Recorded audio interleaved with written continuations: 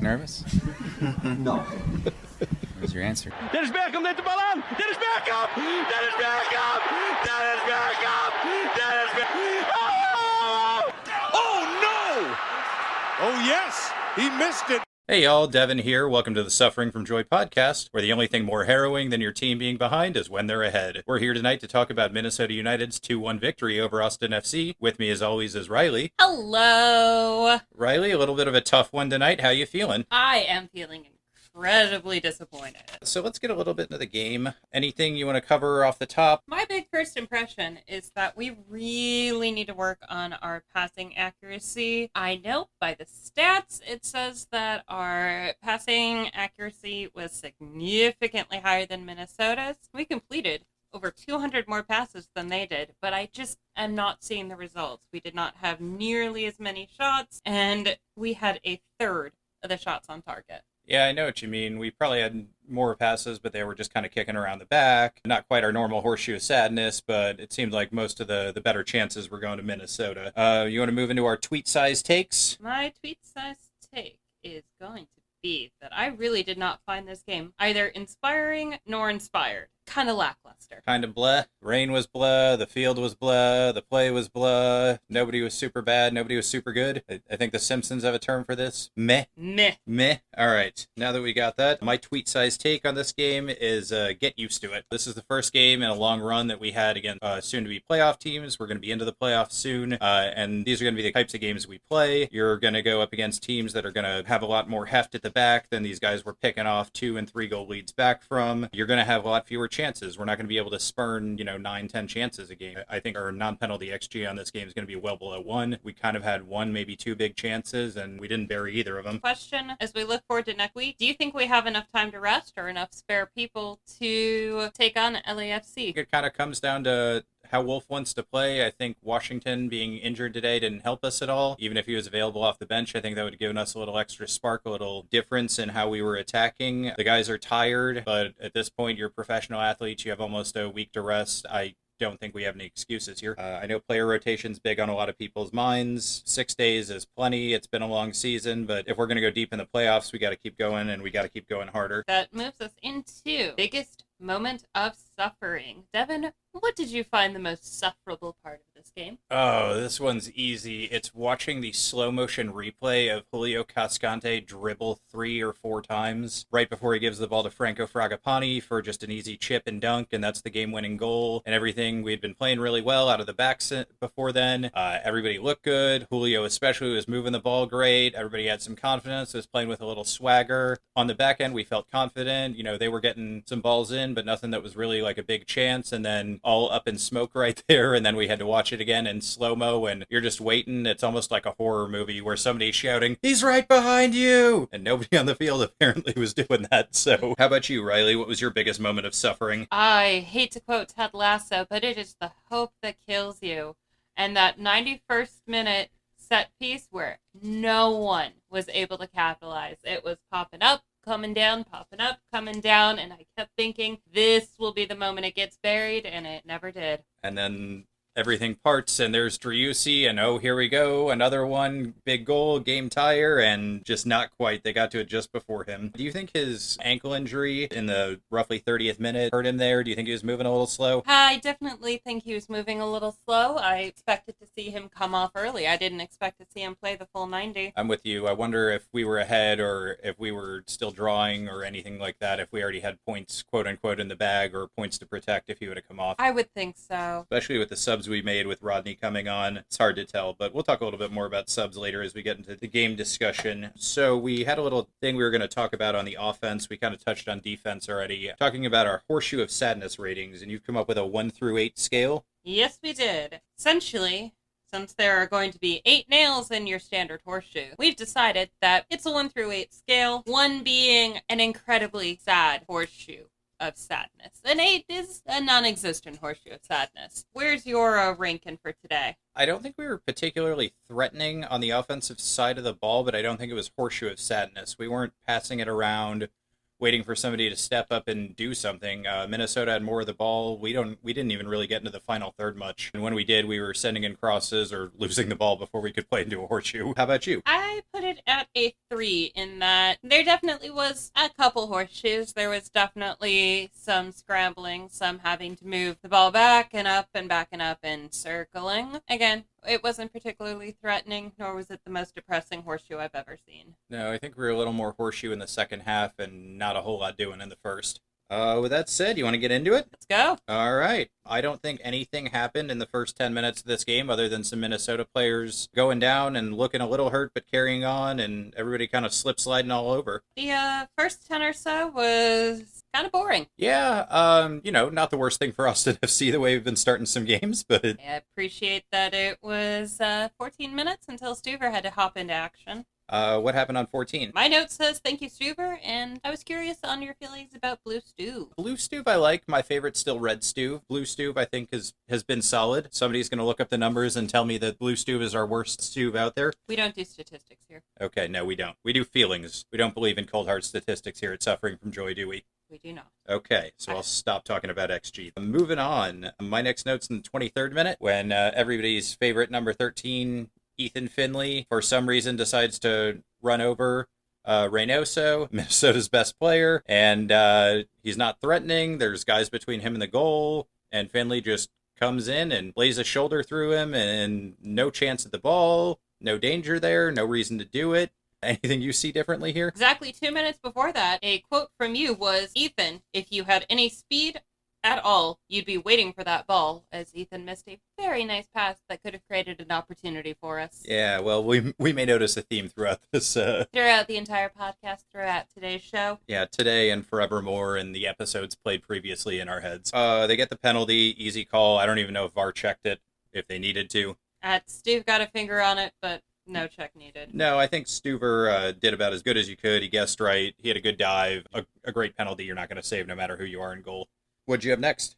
Next one I have is the 27th minute when Driussi went down clutching his ankle. Yeah, I think... Usually when he hits the ground, he's grabbing his knee. Ankle was a new one. Ankle was slightly concerning. Ankle is concerning, especially, and I'm sure everyone knows this, guy goes down and somebody hit him. It's, okay, ow, that's going to hurt, but I'm probably fine in the next day or two as long as nothing's broken. Those non-contact injuries, especially when you're sliding and it's not a great surface and you see a guy's leg kind of moving in an unnatural way, your first thought is, oh no, what suffering are we going to go through here? But he popped up, and I think we touched on it a little bit. I don't think he was 100%, but he kind of played through it. You could definitely tell, at least in the first half, he was still struggling to even move, and he misplayed a couple passes right after that. He certainly didn't look himself, and he wasn't his normal perfection. Everything is Driussi Dior. Yeah, and as the announcers kind of brought up, Driussi has 7 yellow cards this season, so one more and he gets a $500 fine and suspension from his next match. At least he played it close enough to not pick that up today. That would have been nice since we're going on Friday and we need him for LAFC. 34th minute, there's a giant scramble in front of goal. Stuver kind of mishandles it. We somehow get the ball clear. Right after the Fragapani gets a ball at the top of the box. Pretty good chance, pretty good whack at it. Misses the top corner by a couple inches. I think this is Nick Lima kind of not knowing where he is, gets lost, kind of ducks into the middle because he doesn't know where to go and finds himself, and he leaves Fragapani open. We get through a nice save from Stuver in the 43rd minute and then storm our way down. Dumb play brings a handball down and an equalizer in the 46th minute, taking us into halftime. I love this play because Nick Lima tries to lose this ball about 3 times, pushes it past a defender, gets towards the byline. The defender slides with his arm directly up in the air, which is a big no-no. It's an unnatural position. And to capitalize on top of that, he drops his arm into the ball. So he started in an unnatural position and dropped it in and could not have made it more obvious for the official. Unforced error. Unforced error. And while we're on this subject, outside of something we'll talk about towards the end, I thought the officiating was pretty great tonight. No real big controversies, maybe a foul or two or a decision or so I disagreed with, but nothing really huge up until we'll talk about the end. Yeah, there was not a single Ted Uncle to be seen. It's always good. Not a single Ted Uncle. All right, well, that takes us into halftime. Oh, we should mention Driussi, perfect penalty, sends the keeper the wrong way, no chance. Nice and easy. Nice little back heel flick to put the ball in the net the second time just to rub it in a little bit. Nice little flair there for the fans. So that takes us into halftime, and we decided we're going to play a little game, and we're each going to write down a thought or a prediction of what we think is kind of going on in the second half. So, Riley, why don't you tell me what your Dos Equis swarm take, and our thought is these are going to go down about as well as a warm Dos Equis by the time we get to the end of the game. We are not at all sponsored by Dos Equis. Please don't sue us. My Dos Equis swarm take. We're going to see how badly this aged from halftime to the end of the game. This was not our best game. Finley really needs to come off. Kippy needs to come on. Just get a little bit of energy up in here. Though I did have one big question. Is Gabrielson even on the pitch at this point? Yeah, it's not always the worst thing for a defender to not be noticed, but I'm with you. I think he just sort of played the ball back to Cascante, didn't make a ton of interceptions. I didn't notice him kind of running guys down or sheltering guys out like he normally does. I think he's been on a little bit of a decline, and maybe he's overplayed a little bit at this point. So I think that goes in with your point with Kippy, too. Let's get the D guys some rotation, and Kippy comes in and or I riot. Kippy scores and we riot? And or. I think you're right. Finley did come off, so you got that one right. I think that's a pretty good take. So we're going to call that a lukewarm take?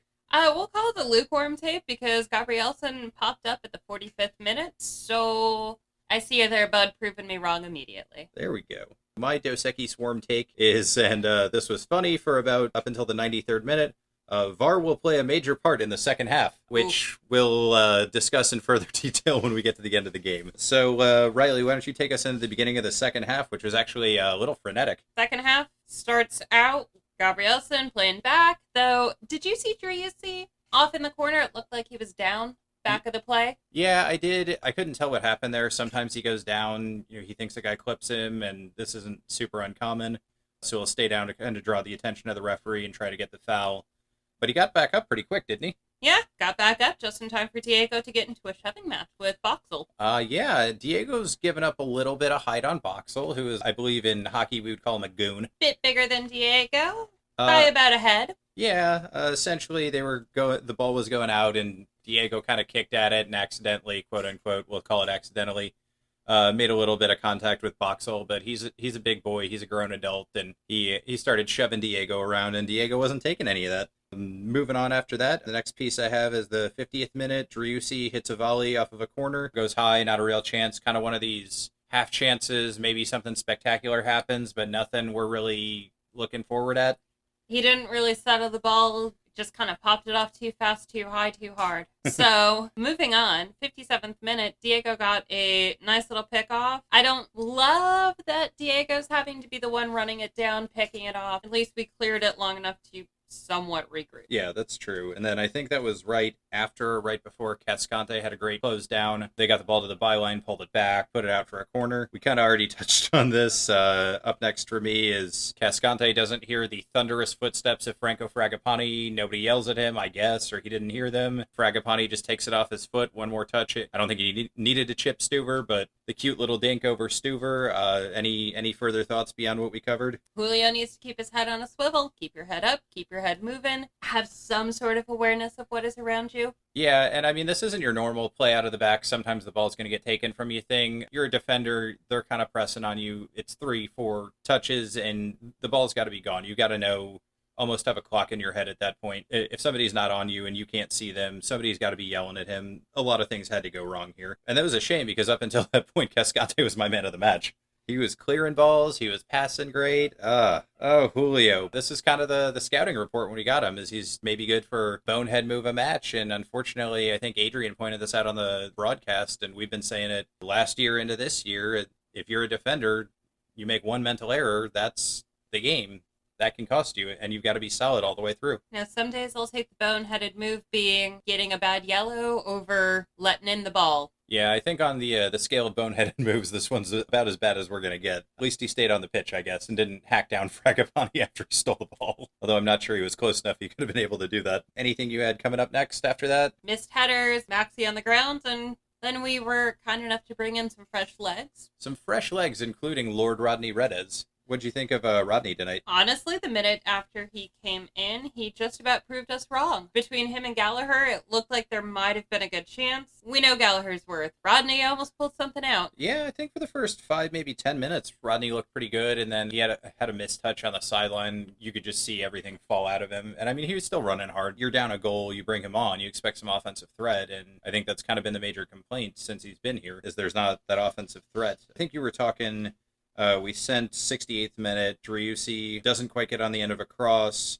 They kind of half clear it, and Gallagher gets a great shot at goal, kind of similar to how he scored last week. They have a defender kind of step through and clear it, not quite off the line, but 6-yard box-ish. I think that's fine in the back of the net if the defender doesn't get to it. Can certainly hope. The only thing I'd like more is if we could finally see a teen wolf become a man. That would be nice. A man wolf or just a man? Either one. Either one? Okay. I would take anything at this point. Yeah, Teen Wolf is a little bit of my villain. The next kind of ensuing play, he kicks the ball around, gets a pass back, has a great look at, and takes a shot. Another good block by Minnesota. The ball comes back out, recycles over to him. He takes one too many touches, and after that touch, he's got to know it's got to be a pass. He tries to shoot it. The ball comes out, and we end up with a giant break for Minnesota, and Diego just trucks all the way down the field. Actually plays some pretty solid D. Gets back to goal side of the man. The man tries to cut inside on him. He pokes the ball loose, and we escape again. I don't particularly love that it has to be Diego and Lima racing down back to save Stuve, especially since Lima just about pinged the ball off of Gallagher's arm and into the back of our own net. That's not the prettiest play we've ever made. No, I think outside of forcing the penalty, Lima did not have his best game, and he's been on a little bit of a downward trajectory. This is another thing. We need Hector back because we need some fullback rest, I think, here. Did you have anything before 77th minute with Reynoso? For the 77th minute, we brought Zan in. We bring Zan in. John Kolmanek. One day I'll learn how to pronounce his name. One day, as we stare at his jersey. So 77th minute, they get a great cross. Everybody falls asleep on our defensive end about 10 yards out. Reynoso, you give this to Driussi, he scores it 10 out of 10 times. He just blares it over the bar. I have no idea how he doesn't even make the keeper make a save here, but Austin survives. Right after that, we get another little farcical breakout where we have one guy back, and it's Zan. John Kolmanek gets a yellow card that he probably shouldn't have had to chase down and follow the guy to get. He also probably didn't need to have that facial hair, but that's beyond the point. No, that's not the best look for him, but hey, we've all been there, and we've all tried it out. Maybe not you. I haven't. No, not Can't your quite look. get it there. Okay. I'm with you. I think it's a yellow he has to take. He kind of gets unlucky because he's trying to basically kick the ball into Rosie, and the other guy kind of just barely gets there before him. I think maybe if he goes down, the referee's far enough away, he gets a foul there. Probably a good thing he stays up, just hauls the guy down, ball's going away from goal, a good yellow card. Keep the game in play.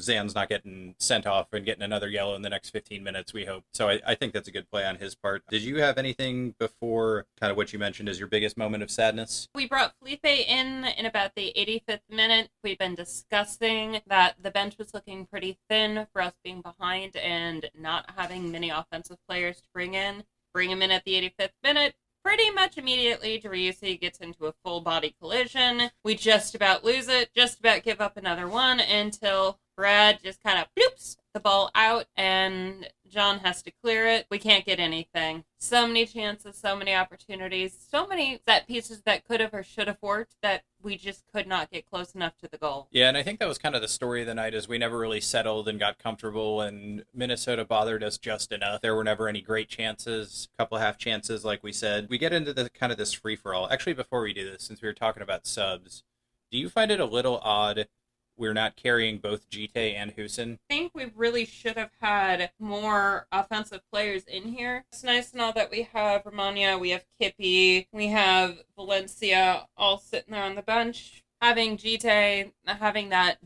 big body run down would have been helpful. Yeah, and I mean, that's kind of why you have him, right? Is you have your normal game plan isn't working, and then you throw on Zan to ping in a bunch of crosses to him, and maybe he gets on the end of one, or he'll hold the ball up and get somebody else involved or something. He's a change of pace, he's a chaos agent. And I get Husin doesn't play exactly the same way as Arruti. I would think if you're going to carry two center backs and all of this kind of midfield depth and Rodney, you could at least take Gite. That's a story for another day and something for Chris Bills to ask in the post game. So we kind of talked about that. There's a giant scrum in the box, and the ball seems like it's going to angelically fall for Driussi, and the other guys just get there ahead of time. I think a fully healthy, not carrying a knock Driussi gets there, but that's neither here nor there. Then we get to the fun part, the VAR call at the end of the game. So a ball's played over the top to Gabrielson, who's kind of hanging upfield still. Gabrielson hits it across to Felipe. Felipe kind of takes a shot at goal, hits the defender's hand, it looks like, and he's screaming his head off, which I'm sure even if it didn't hit the defender's hand, he would have been screaming his head off. And they call Gabrielson offside. Flag goes up, and we look at the replay, and I think he's half a step on pretty clearly. And so my question here is, can VAR go back and say, okay, now that we know he was onside, shouldn't we be able to look at the penalty call too? Or can we only VAR one thing? I know that's not true. They VAR multiple things to call off goals. Did they just not want to look at it? Did they decide he was actually offside? These are all questions we'll probably get answers to well after the recording of this podcast. At the end of the day, I think it's fair to say Minnesota was the better team. We made one more mistake than they did, and they capitalized on it. Any other in-game thoughts you wanna lay on us? Seems like a comprehensive review of the game, the standouts, the stars, as we move into Verde or Vacant, where we pick our game MVP and we pick who we think might be a bit lacking. All right, Riley, who is Verde for you? Who is the game MVP?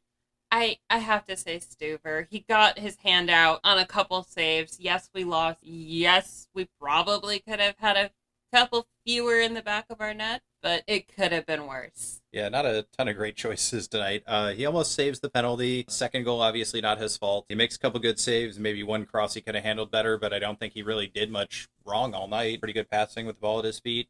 He did not do that thing I hate where he ends up at the center line every time. They did try to chip him right at the end of the game. That's what gave us that last chance. That's a valid use of it. Yeah. Doing that in the first half is a little too risky for me. Yeah, 93rd minute chasing a goal might be a little more understandable, right?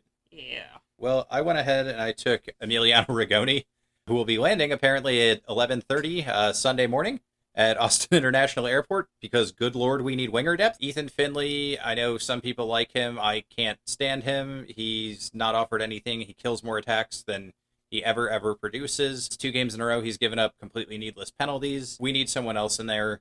Maybe Ethan can come on for a break, sub, but I think as far as showing veteran leadership, which is kind of the big thing we brought him in for, he's been not great, at least, the past few weeks. And that is why I have Ethan Finley listed as my vacant. Oh, wow. Yeah, I know. Get used to it. Get used to it, yeah. Thinking back, how many weeks in a row do you think we would have had him there? I think it would be at least 3 games. Okay. Last week was included, we'll say. For those of you listening at home, Riley and I both wear number 13, so we take this very personally. Incredibly personal. We'll talk about this a little bit more, I'm sure, as the season goes on, but if you're a slow winger and it takes you forever to make a decision, you're just holding up the entire team. I don't care if you're Ethan Finley, I don't care if you're anyone else. It's a type of player I don't have any time for. Riley, if you feel differently. He costs a lot more chances than he creates. Yeah. And, I mean, even when he pops up and has the odd good moment, if you're going to give away a penalty, a dumb penalty especially, I don't know why you're seeing the field. Do you think Wolf has to bench him regardless of who's available for next week? If we don't have Washington, if we don't have Rigoni, do you start Teen Wolf? Do you start Lord Redez? Do you stick with Finley? As much as I hate to say it, I think I'd say continue starting Ethan. Teen Wolf was getting starts and he wasn't really capitalizing on them. I'm not entirely sure that I think Rodney is ready to be a starter, as he doesn't tend to close it very well, so I don't see why we'd give him 60 minutes. No, that's fair. It's not like Rodney's lighting it on fire or anything, or has shown great potential and flashes. I would actually do something a little different. I would bring in Husin and I would move Maxi out to the wing, or something similar. Maybe you can throw Gallagher up on the wing and you bring in Zan. I think at least for a game, to give Finley the, hey, stop giving up penalties message. And I mean, he's 32. He should know this. And I'm sure he does know it. I think it's important for Wolf to send that message, which I guess moves into my vacant, which is Alex Ring. I don't think Ring was too much worse than anybody else on the field tonight. He's supposed to be the leader in the team. He was dogging it. He wasn't running plenty of times. He didn't have the greatest passing, but nobody did tonight. This is one of those instances where when everybody's kind of down, you're the leader. You've got to lead by example. You step up. But not so far up that you're offside. He kept being offside for some apparent reason. I thought he was a defender. Defensive mid, but again, yeah, that's just a lazy thing, right? Like, there are times I kind of understand, yeah, you're offside. If you're even playing like an attacking mid spot, get back. There's not good reasons for you to be off there, Alex. But I kind of picked him, and it could have been any number of people. We could have picked Julio. There were no shortage of people who weren't exactly having their best game today. So I don't want to take that as me singling Ring out. He was kind of the one out of the people that we were talking about. Do you want to talk about your battle royale? My battle royale. As a brief history, at one point, I might have vaguely threatened to Devan that I was going to try and fight Ted Uncle in a parking lot. He missed what should have been an obvious penalty, and that started a running joke. Who is Riley going to fight in a parking lot? These are not legally actionable threats. This is a joke. And honestly, this game, I really didn't have any sort of rage. My best guess is that if I had to fight someone in a parking lot, it'd probably be Fragapane. I don't know. Guy just bothers you. Just kind of bothers me. He kept being on the ground. He kept scoring. He had kind of a cheap penalty on Danny. Yeah, there are going to be weeks where you want to fight the entire team. That's why it's a battle royale. And this week it's no one. I thought this was a clean game. You know, like, as much as I hate to say it, Minnesota didn't really like waste time egregiously or really at all. They weren't hacking people down. They weren't doing rotational fouling, really. It was just sort of like disturbing what we were doing. This is a game we lost for ourselves. The refs didn't have anything to do with it. It wasn't a particularly cheap game. It was us continuing to be unable to deliver. I think that's a good way to put it. While we're closing, do you have any words of wisdom, words of solace? Keep your head up, literally, figuratively, and rest up for LAFC. Keep your head up and make sure on your fourth dribble out of the back you hear the guy coming. I'm going to say something similar. It's a learning experience. It's one game. It happens. We're literally kind of one dumb move away from drawing this game, and draw against kind of a team chasing us is as good as a win at this point. But I think that's all we're going to do here. Riley, anything else you want to cover before we get out of here? That's all for me. Well, once again, thanks for joining us. I'm Devan. I'm Riley. And thanks for suffering with us. Promise here for Austin Jarrett Stroud. It's Diego for goodness! He has written his name into Austin folklore. They just won't go away. Oh, he hits the upright again! That's impossible! The Bears' season's going to end on a double doink. Altidore squares it. Dempsey's missed it. Donovan has it. From hope, there is glory.